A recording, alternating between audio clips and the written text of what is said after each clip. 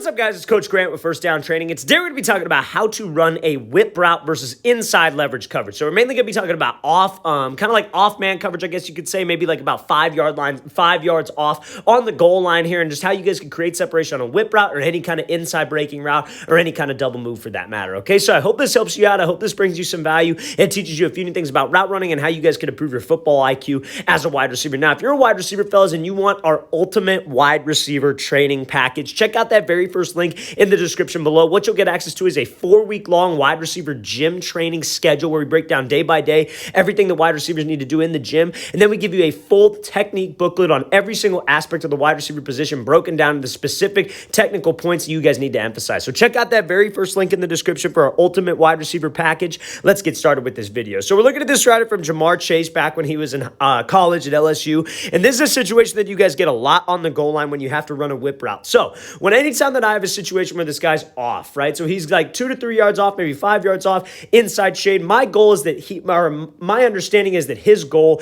is that he's trying to force me back outside, right? He wants me to run to the outside so he can get right into my hip, force me to the sideline and go. He does not want to let me cross his face. So if I got to run a whip route, right? So a whip route, we're coming off here, selling like we're coming slant, then we're breaking back out. Now, everybody gets this part confused. A whip route is where you keep your shoulders and your hips pointed to the quarterback. A slant out route or a blaze out where you go up 3 steps, then break, and then you kind of turn your back. You see guys like Justin Jefferson do that a lot, Stephon Diggs. That would be a blaze out where you turn your back. So that's the difference, right? Same kind of break, same concept, but the difference with the whip route is that you stay square to it. So now, what Chase does a great job of is attacking his leverage, right? Because we know when we attack a DB's leverage, when he's inside leverage, what's he supposed to do? He's going to keep his leverage to the inside, right? Because that's what he's responsible for. His goal is to not let you cross his face. So if we could threaten him to the inside, we're going to get him to move off that platform to the inside. Now, we got to make sure that when we're in this specific coverage, we don't screw myself over, get too close to where he could get hands and then screw up the timing of this. I got to be able to keep my range, but I got to make sure that I'm able to stem him to the inside. That forces him to stay disciplined. That forces to keep him honest to the inside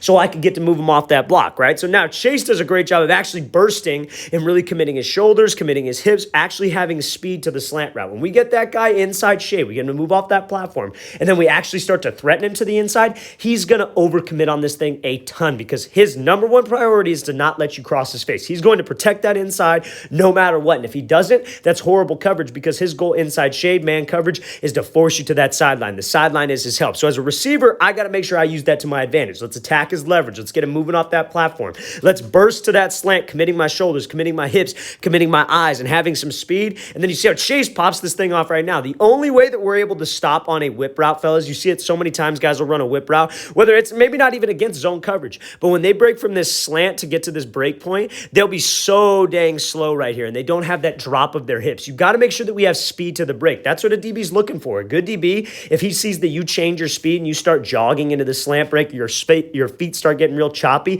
he's not sitting on that thing. Nobody runs a slant like that. So when you have speed, that gets him to jump, but how you change direction with speed is by being violent with your hips. You want to pretend like somebody's got a string attached to your chin. You're trying to drop that chin to your knee, and you see how Chase, he's able to get his hips and shoulders back parallel to that line of scrimmage, hook that outside foot around, and then he's able to drive, use that energy that he created with that hip drop to get out of the break. That's a textbook whip route versus inside shade. Now, everybody loves to ask the question after we talk about this, what would we do if he was pressed, right? What would I do if he was pressed up inside shade? So that's when you would treat it more like an actual slant route where you would set him up outside, maybe get this DB to commit on the fade, slip back underneath, then I would run the whip route. So you would use like a diamond release or maybe a slide release, but if he's pressed up in this situation, you want to set him up outside, but if he's an off man in this situation, if you try to set him up outside, then break back in, then break back out, that just takes too long. So you got to make sure that we attack that leverage right off the bat, then I get to the slant when he's off, and then if he's pressed, I set him up outside, then I break back inside, then I'm back to that whip route. Let's watch the thing again, full speed one more time.